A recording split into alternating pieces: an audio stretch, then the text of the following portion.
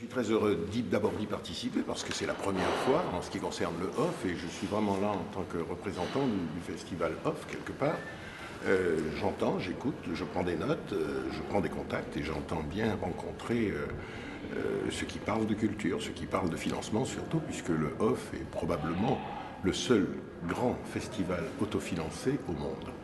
Et je crois qu'il y a des pistes là-haut, justement, c'est pour ça que je remonte en ce qui concerne les taxes et tout ça, je remonte parce qu'il y a des pistes à dégager peut-être pour le OFF, il y a un cercle vertueux qui s'établit entre le public, les compagnies et les théâtres qui reçoivent ces publics et ces compagnies, et je crois que nous aurons aussi besoin d'aide malgré tout, et c'est pour ça que je suis là. Culture et territoire, c'est pour moi extrêmement important. J'ai entendu le ministre hier raconter cette jolie anecdote sur Woodstock. Et pour moi, Avignon, c'est un petit peu pareil. 957 spectacles se jouent tous les jours, pendant 24 jours. 5000 artistes se posent sur le festival, 300 000 spectateurs arrivent, 1 200 000 billets sont échangés. Ce sont des financements considérables pour la ville.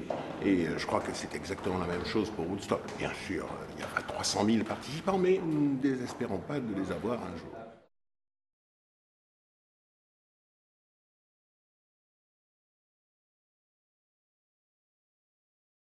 Je crois que dire que du bien, ça ne serait pas suffisant.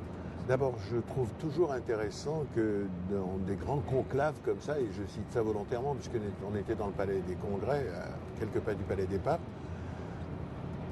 remettre l'artistique au centre du débat, remettre le système culturel dans la cité, je crois que c'est ce que ce forum est arrivé à faire. Quand on parle de culture et territoire, je crois que ça intéresse tout le monde. Quand on parle de culture et économie, ça intéresse tout le monde. Ça n'est pas antinomique. Moi, je suis metteur en scène, je fais des spectacles et lorsque j'essaye de vendre mes spectacles, je n'ai pas l'impression de faire un signe d'aliénation capitaliste. Donc, l'économie et le spectacle vivant, ça doit aller.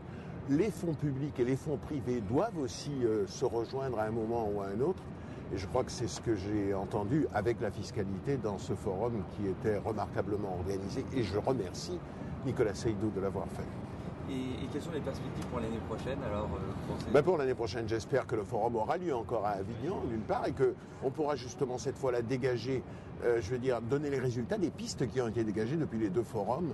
Et ça, c'est là que j'attends en fait. Mais je crois que la façon dont les débats ont été faits, ce que le ministre a dit, avec la volonté qui a l'air affirmée par tous les participants, je pense que c'est un combat qu'on gagnera.